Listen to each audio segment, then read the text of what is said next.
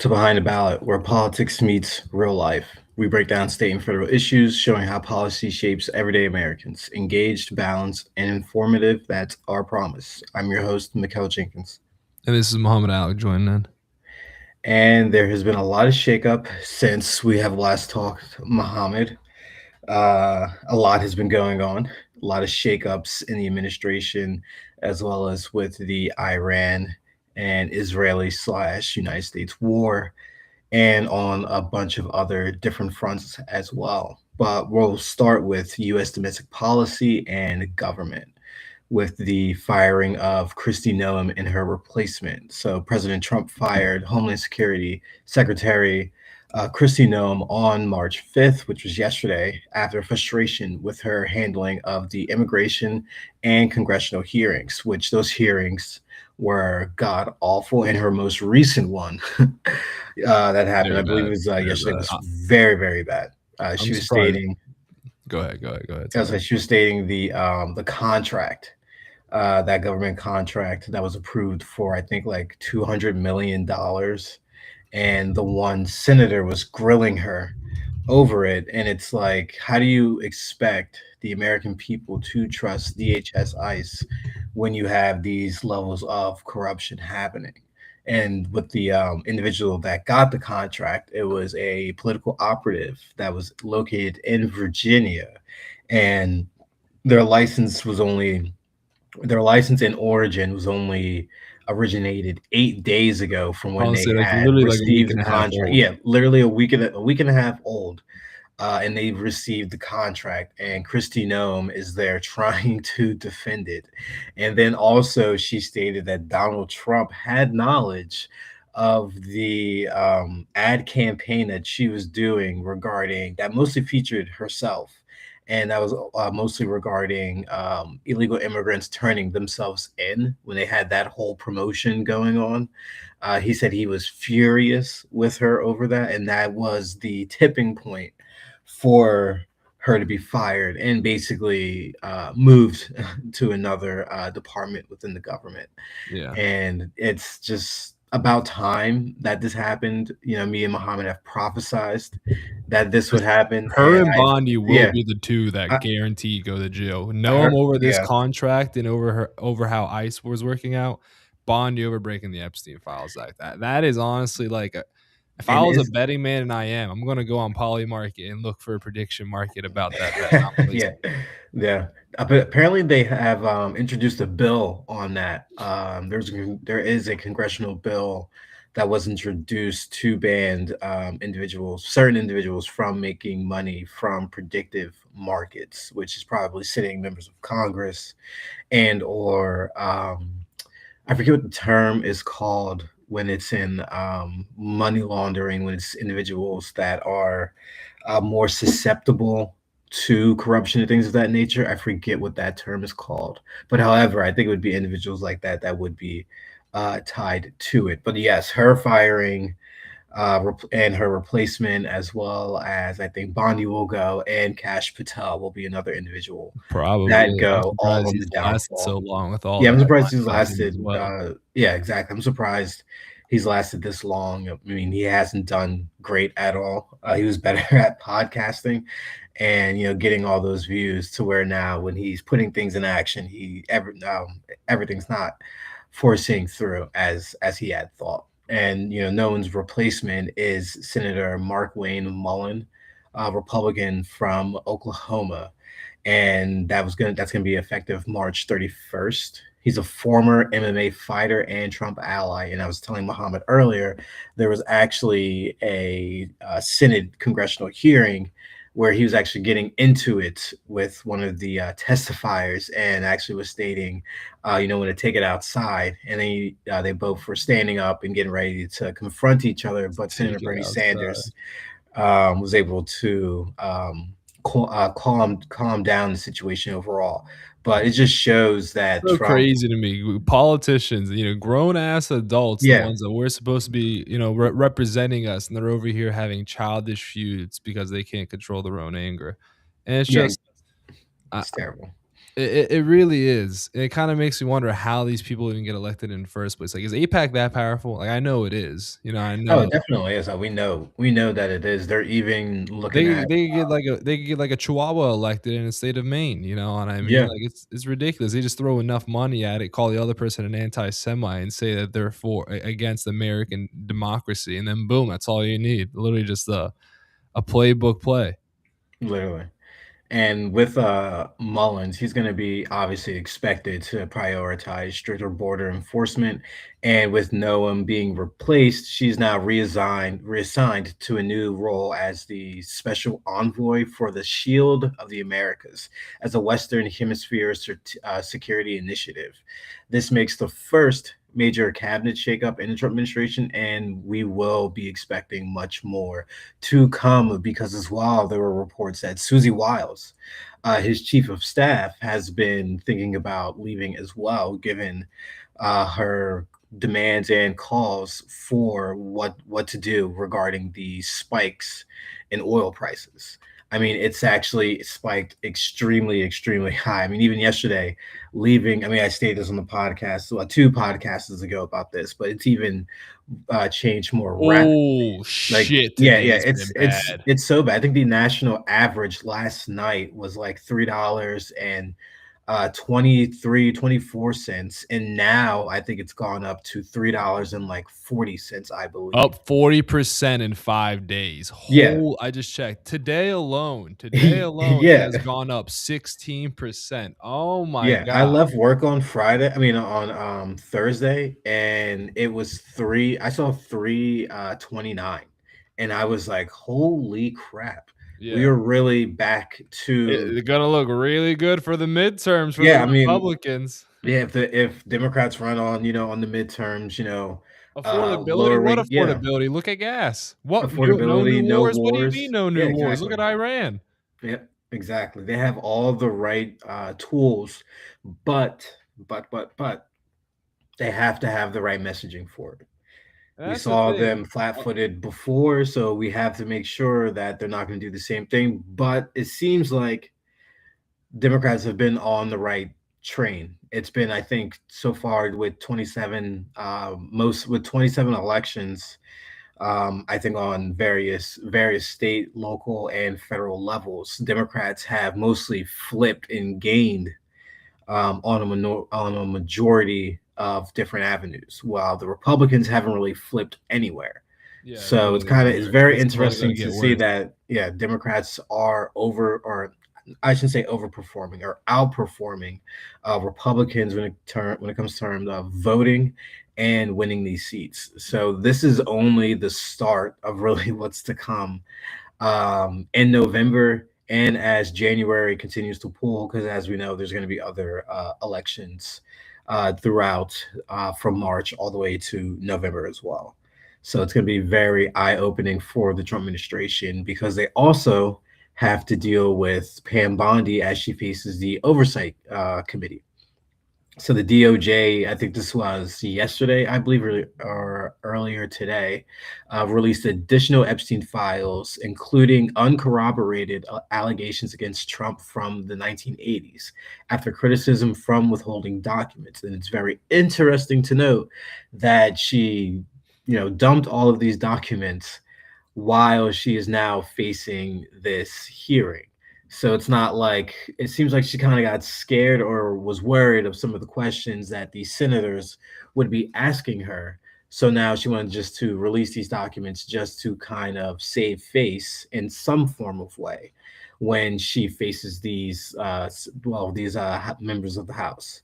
And the House Oversight Committee subpoenaed Attorney General Pam Bondi on March 4th for testimony on DOJ's handling of the files, with 5 Republicans actually joining Democrats amid accusations of redactions and cover ups. Bondi testified before the Judiciary Committee last month, facing backlash for praising Trump and allegedly spying on Congress. As we know, within her binder, there were photos taken of Congress members' search history, which is mind-boggling that there's not more investigation being delved into that. But and however, Democrats demand full unredacted files to be released, and it's only what's legally right from the passage of the Epstein Transparency Act, and that's all the Americans want. Literally, it's And the law. yeah, it's the law. So hopefully, she will be greatly criticized and held to the law that she took the oath to uphold. And also something What about the oath, I heard that, which I didn't even realize too, that apparently Trump did not um, put his hand on a Bible when giving his oath for presidency. you can give the oath on anything, but considering the fact that if he gave it on the Constitution, that's fine with me. If someone wants to give it on the Quran, like Mom Donnie did in New York City, that's fine with me. Someone wants to do it on the Bible, that's fine with me. Did he swear an oath on anything though? I'm not too sure, honestly. But Honestly, that's I kind of the would think bigger as question. I would think as someone as spouting Christianity and earlier I think it was like earlier today or yesterday in the afternoon having different pastors fly over for a prayer was Oh yeah, yeah, definitely. so it's like yeah, using Christianity in various ways, which is interesting to see whether or not if he actually did um put his hand on the Bible when giving his oath. Yeah, no, I definitely say that based off how he appeals himself to that Christian crowd and about being like the Christian president, to not do it on the Bible is a bit of an oxymoron, like very ironic. Like, oh yeah, you're the greatest president for Christianity ever, but you can't even swear it on the Bible. Yeah, But most presidents have basically, I just checked it. Most presidents have sworn on the Bible. The yeah, I was only gonna say person I'm that pretty sure most have. there's only 3 presidents that haven't. John Mhm. Quincy Adams, John Adams' son, so he was the 5th president, I believe. He Yeah, swore on yeah. a book of US laws instead of the, Oh, oh, instead of a Bible. okay. Theodore Roosevelt didn't even use a book but this is after McKinsey's assassination, and then Lyndon B. Johnson swore on a Catholic missal because it was the only book available, and this was Okay. directly after JFK's assassination. So he was on Air Force Oh, yeah, One so when he he was, yeah, got the Air Force news. One. Yeah, makes sense. That Yeah, does make sense, but yeah, it just feeds more into Trump using Christianity in various ways, and absolutely we're is. looking to actually have someone that was a Trump on Trump's team as a faith-based advisor, actually, Muhammad. This should be in the few weeks we're exchanging emails. I saw But that, I yes, we are saw going to that. have so many. We've actually been getting a lot of um, requests in our inbox. So it has been great with everyone that has been spreading our message and really what we do. So I have a puppy right next to me, and he It's is, fine, it's fine. I let's just got my say he's cats awake. walking all around demanding food at this But hour. yeah, it's yeah, yeah, puppies are love. But yes, Trump is once again back at his tweets, and he thinks he can end the war with a tweet. No surrender, he tweets, and I'll he be right also back, give me 3. yeah, of course, yeah, he tweeted no surrender and unconditional, and he wants unconditional surrender for Iran, and that is something that is not going to happen for Iran. Iran is not going to surrender. They were not the ones that initiated this attack, this war. Yes, you can, spout what the press secretary was stating about the 40 some odd years of the damage that the Iranian regime has done through proxies. But however, it has always been extrapolated and exaggerated on when they were ever going to reach nuclear enrichment and or have ballistic missiles to reach the Americas. Various Pentagon reports, experts have always stated this against whatever the president has stated, whether this was considering the situation in Iraq or now consideration of the situation in Iran. And he is truly starting to understand that the Iranian people are strong and they're not just going to falter in what has truly happened from the United States and Israeli attacks on their military leaders and on their infrastructure. Now, it's important to also note that the United States has made some massive gains and that they now are able to reproduce after re-engineering the Iranian cheap drones called the Lucas drones. So now with that capability, that can hopefully turn the tide of the expenditure that has been so conflicted with the American people and even with the Pentagon itself. As we know, Trump and other defense contractors were meeting today to discuss increases in production and also for a $50 billion ask to Congress to sustain their stockpile and add additional drones and or munitions. And also as well, he tweeted about the SAVE Act, which he tweeted, I think it was about like three or four things that actually were about the SAVE Act, no mail-in ballots, no voting machines, all of those things. And then he also added on there, no men in sports, and then no transgender surgeries without parent consent, which is something that is interesting because that already takes place and happens. There's already parental consent in most of these cases. So it almost breeds the case that he is for transgender surgeries as long as it's just parental cases, when before it was just an outright staunch stance against it. And it's also like, how are you going to be able to tie this to the SAVE Act, which is an election tied bill, when that's not allowed with congressional procedural rules? It's just idiotic in a way that he's just spouting these various forms of rhetoric. Like, I understand in the grand scheme of things within his party and base, it's not a popular issue and or topic to talk about, or even to have a minimal support for. However, it is something that most Americans do have some form of support for. So you can see him trying to curtail that. And he even changed the tweet itself. So you can just see that he's getting even more and more desperate within his ways.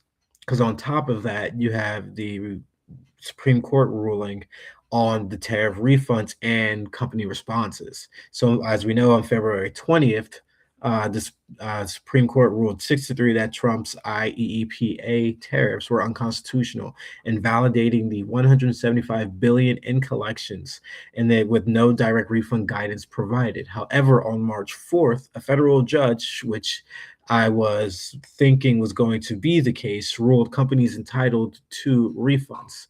U.S. Court of International Trade is to handle these cases, which makes the most sense. Companies like Amtas Filtration filings, companies like Amtas Filtration have begun filing suits. As we know, Costco is one of those individuals that's filing suits, as well as the United States Post Office. Businesses praise this ruling for easing costs, and the government may appeal, and the estimating may be years upon when these refunds are able to reach these companies and or customers, depending upon what these businesses do. And with all this going on as well, the House Republicans have a second reconciliation bill that is getting ready to be drawn up for this legislative session. So, as we know, House GOP leaders plan a second reconciliation bill in 2026, focusing on affordability, such as housing, healthcare, and energy, even though they called affordability a hoax, and also on waste reduction. The RSC unveiled framework on January 13th. Speaker Johnson pushed despite skepticism, even though there has been not a lot of stomach for another reconciliation bill, even though this aims to build on their so-called perfect one big beautiful bill before the midterms. So they're trying to give themselves a, let's just say, like in baseball terms, get to like second or third base before the midterms, to be able to have something to pat themselves on the back for, because they are drowning in almost every single area Yeah, across the best board. way to say it, drowning is absolutely a good Yeah, way to they're say it. literally drowning in every single area. And with the Iranian It conflict and it's everything, been it's I gonna wanna get touch worse. a little bit on this before we get Mhm. onto the Iranian conflict, because this does touch a little bit of this about why the Republicans are struggling so much, but I think it's so funny how the Republicans, man, it's something they always talk about. Democrats do too, don't get me wrong, but, Democrats talk about affordability, and then they'll give tax cuts to the rich and then cut benefits to the working class, whereas at least Democrats will just raise taxes on a majority of people Yeah, and then increase benefits in the process. It's like, okay, I can see the logic of the Democrats, yeah. like, well, tax more and we'll give you better benefits. Okay, I can Like see that the logic. tax bill that Sanders, did you see that tax bill that Yeah, with the Sanders mill and the Van the mil Hollen had millionaire introduced? tax on it, yeah. Very, very, very interesting. And I'm hoping that we can actually get Senator Van Hollen on here. Logue, good friend of ours, I have reached out to him. He has connections with him. So hopefully we can get him on. But yes, continue, Mohammed. But yeah, so when it comes to this bill that the big beautiful bill is actually a pretty bad bill in all regards. God awful. Yeah, to say it the nicest way possible. Damn, so to think about that, they want to focus now on affordability when well, we're about to start talking about the Iranian conflict, and also just about how much they've skyrocketed gas prices due to that, how much they've made it more difficult to. This is one thing that I'll say when they first passed the big beautiful bill, a big thing of why people were supportive of it, the MAGA supporters, Trump supporters, was because of no tax on overtime and no tax on tips. They were like, okay, well, this is a big move in the right direction. We may not get everything, it's not, but you'll take what you can get. And now people are going to be filing their taxes and they're still going to be dealing with this. So when it comes to overtime, you still have to pay tax on the overtime. It's only the half that isn't fully taxed, and it's still partially taxed. And when it comes to tips, it's not like all tips are exempt. Only some tips are past a certain amount, and even then, it's up to you to be able to report it. So if the government says, "Oh, well, how do we know you're being honest about this? Here's an audit." It's possible. I've known people to be audited before, multiple people, especially when you're pulling in business income or income in general that the government can't fully track themselves. And that's a big reason why a lot of self-employed people get audited by the government. They'll say, "Well, how do we know that you're actually being truthful about this? Can you verify this?" And when it came to the big beautiful bill, that was the big working class win, was that no tax on overtime. That was very useful for a lot of white collar workers. I mean, blue collar workers. I know I have a personal friend, very good friend, who works in HVAC. And he was talking to me, asking me all these questions about how it's going to be. And I was like, yeah, man, do not expect anything. Really, like there is still tax on overtime. You're still gonna have to pay. But then hearing it and then actually seeing it are two totally different things. And I've seen videos on videos of people just saying the same understandable, frustrated banter regarding this. I mean, rhetoric regarding this, and that is that, well, we were told that there would be no tax on overtime, and I'm still getting taxed on overtime. So now these people are going to be filing taxes, and they're still going to be paying taxes on their overtime and their tips. These people are going to be seeing these gas prices skyrocketing. These people are going to be seeing that the tariffs are not something that was actually affected, was taking out of the Americans' paycheck instead of out of the countries who were they were being tariffed from. And it's just a big concept of, well, affordability is really the last thing I think that anybody would really use to describe the Republicans' recent, the Republicans' last year in office. Affordability has not been it. You could argue that it's been a if they phrase it as this will be tough for the American economy, but it's better for the best for the long run, that would have been one message to sell that would have had some logic to it. Like, yes, these tariffs are going to be harder, but it is to get us in better economic positions. Yes, this isn't going to be fully no tax on overtime or tips, but it is a step in the right direction. And it is how they messaged it, and I'm not sure. I'll give Republicans this. They're usually better at messaging than the Democrats are. That's their big thing. So especially Trump's big thing. But when the message and the actual issue and what's being done is totally different than the message itself, people start calling out spades for being spades, and they start saying, well, Yep. what do I want from here? Where do I go from here? And that's really where Republicans are at with this, and why they're seeing so many Democratic wins across the nation, both shocking elections, massive swings into the Democratic aisle from past Trump supportive people and counties, is because people are just seeing the same thing all over the country. Like, we were told one thing, another thing's happening, and it's getting even worse. We voted for this guy for the economy. We just lost nearly 100,000 jobs. The unemployment rate has been climbing up to Yeah. 4.4, 4.5%. 4.4%. Yeah, like, it is not looking good, and people see this and they think, "Well, we voted for this guy, the sole reason was for the economy because we thought he would be better for the economy," and clearly he isn't.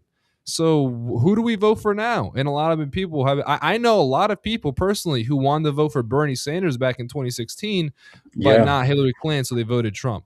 That myself populist included. Democrat move that progressive populist Democratic movement is actually pretty popular. More so than the Yeah. establishment wants to admit. Yeah, very very much popular, and it's taking fold as we've seen with Tallarico and various individuals winning their seats and even coming close to unseating a lot of incumbents throughout the nation at various levels of government. But yes, the Republican Party is very hurt right now because they own this Iran conflict, and just most recently, the Marine veteran arm was broken by the senator during the Iranian war protests. Talk about Yeah, imagery. yeah, Talk that was about imagery. crazy imagery. So Marine veteran Brian McGinnis, who's a Green Party Senate candidate from North Carolina, had his arm broken during a Senate Armed Services Committee hearing protest against U.S. involvement in Iran.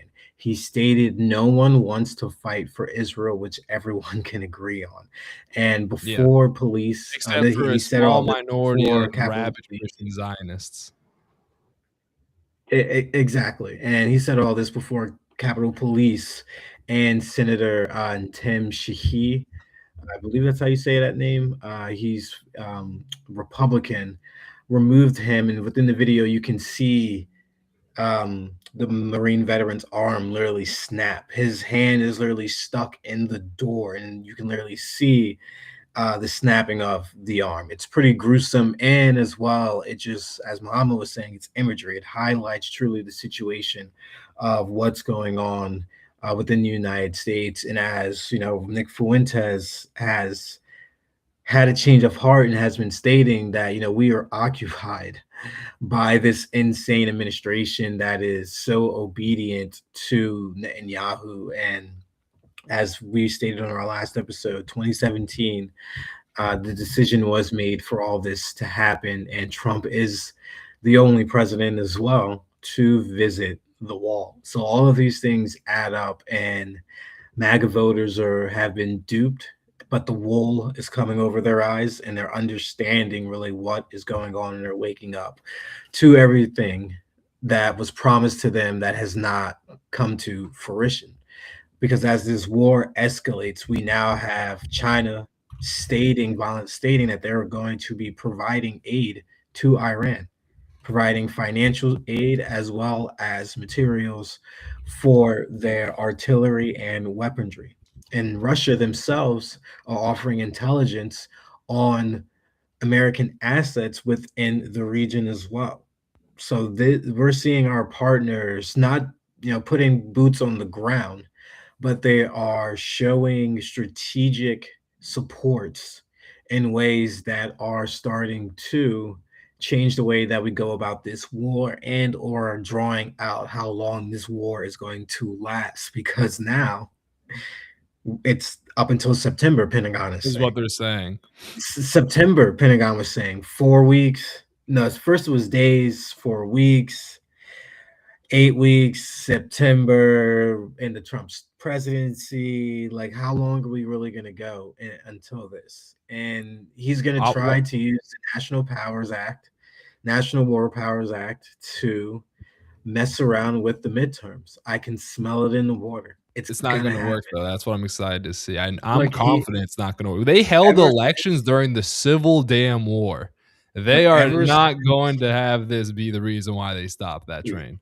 ever since he joked about it during his meeting with Zelensky in the White House, when he was like, "Oh, you suspended elections, whatever, in the war." She's like, "Oh, if we're in a war," he was basically reinforcing that idea. And we've seen that when he has an idea, he very much will go for it, and he is trying to go for it, or at least his allies and operatives are looking to go for it. But as well, there are individuals who have good hearts and will hopefully be able to actually speak out about all of that as well. Because I do believe there was, I forget the individual who was testifying, but it was on the fact about some memo being out there regarding military, the Trump administration looking to put military troops around, I think, 22,000 National Guard troops throughout the state for domestic quick reaction response forces. Now, that to me is very much reminds me of House of Cards in various ways. But yes, these are the things that people need to be keeping aware of and staying up to date on. Um, because this is a pattern. You see that you have now our senators, our members of the House asking officials, and the individual said, I have to get back to you on that. I want to make sure I give the best answer for the White House. So it's not even like it's not unknown, it's known, and they're not even trying to hide it at all. I mean, And we have to be reportedly, the vigilant on big it. reason why Kristi Noem and Trump had a falling out wasn't because of that $280 million contract specifically. It was because she, while under oath, said Trump was the one who advised her to make some of these decisions Yes. that she was getting Yeah. flack for. So Yeah. she basically just threw him under the bus to cover her own ass, and then it was just, well, we don't need that around here. We're gonna Yeah. put you into a useless position and put someone else who will listen to me and do what I say. Yeah, we saw that with the two Americans being killed by the ICE individuals, by the ICE agents. She said, "I was just following, protocol and rules handed out by ICE and the Trump administration." So I definitely saw this coming a thousand percent. Oh yeah. And as we were talking, Condoleezza Rice, who we all know from the Bush administration, was seen at the White House amid escalating Iran tensions. She urged Trump to take care of Iran for good, for by rendering it incapable of military action. As we know, she had such a great job during the Iraq War, but we'll see what advice he honestly takes from that. The But little laugh when you however, said that. yeah, I mean, we'll see what comes from that. I do obviously hope that this war does come to an end swiftly, and Americans aren't further drawn into it, or we lose any more lives. And then, as we're talking about the gas prices, Strait of Hormuz is closed. Just only two U.S. and Israeli tankers. Trump offers Navy support for the United States tankers, which I believe is going to set up a showdown, which will only further escalate things. And as we know, this is all disrupting the 20% of global oil flow and all of the tanker traffic that is now halted amid these attacks. And we will see if there is, any conflict or confrontation between the Iranian ships, land artillery within that region as the United States pushes to guide its tankers through the Strait of Hormuz, which is closed. And Iran is also preparing for a ground invasion as they know that this is the next phase of operations, and they are patiently waiting. The Iranian's former minister states, and they know that the United States is edging towards this. It's been stated there is no option on for boots on the ground, but it is on the table at least. But we all know that this is where it's uninevitably heading towards, sadly. I think Uh, if there is a ground invasion, it'll be I really do believe that the Trump admin knows it's gonna lose, knows the decisions it's making are unpopular, is doing them for Israel, and is trying to do what they can to maintain power, and they're gonna unsuccessfully do so. And I think that gladly so, because of how much Trump and co have been pro Israel, that puts the Democrats in a position where they're like, well, if we're still pro Israel with everything they're doing, then now make people compare us to Donald Trump and his administration. That's not what we want. We've seen actually they recently had the War Powers Resolution Act, where four Democrats voted with the Republicans to allow Trump to do what he wants, and only one Republican voted with the Democrats, and that was Massey. And yeah, because of that, it failed. And it really makes you think, well, were these four Democrats just part of the establishment and they were the four chosen to go against the grain, like the kind of like Nah, I don't know about the sheep put in the sacrifice slaughter pen, but more so like whenever these votes happen and the Democrats as a party wanna look like they Yeah, actually they just need to care. put up people that it's basically safe Democrats that can just put up the vote and not be worried about being vulnerable within their district or have constituents within their district really like question them or use it against them. Which I mean that happens with a lot of votes, but yes, that's exactly what they pretty much did. And you know, it's a shame because when is this expansion of the presidential power of war ever going to be restricted in a way that still gives Congress their power that was initially entitled to them within the Constitution. And we have seen the erosion of that on almost every single level.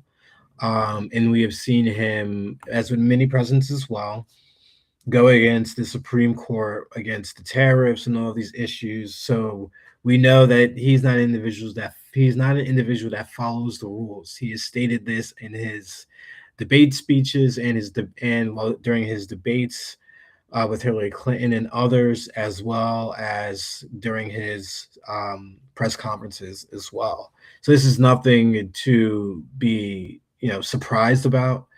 But however, it's something that we're going to have to deal with until the midterms, and hopefully Democrats can turn around and take the House and or maybe even the Senate by surprise.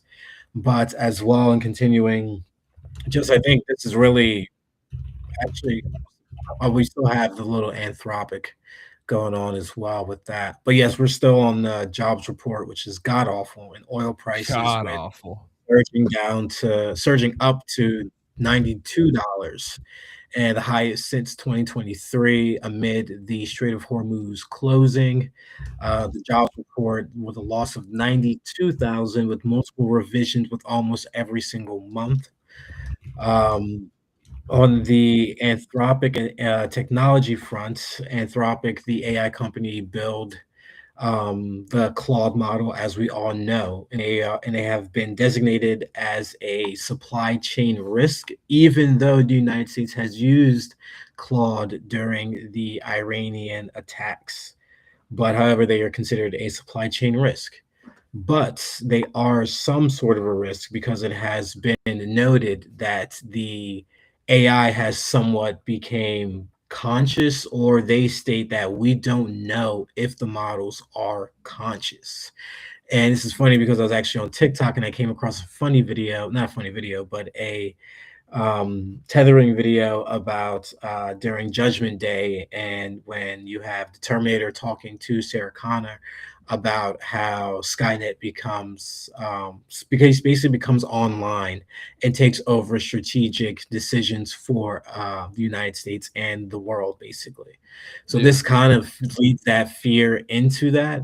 And I do hope that other companies do keep these, I gotta various policies and in place to where the government just can't come in and just use these things for various manners, even though a lot of them have already bended the knee to it. I do hope we don't go down that road because it's not going to be good for anyone at all. It's going to be terrible for a lot of Americans, only good for the 1% of people. Honestly, it's god awful.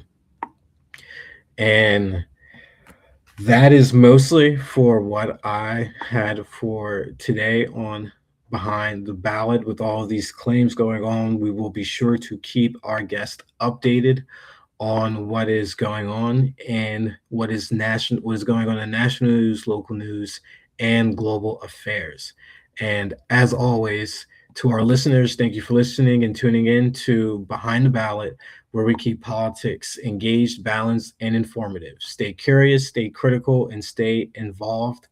I'm Mikkel Jenkins, and until next time, keep looking beyond the headlines and behind the ballot.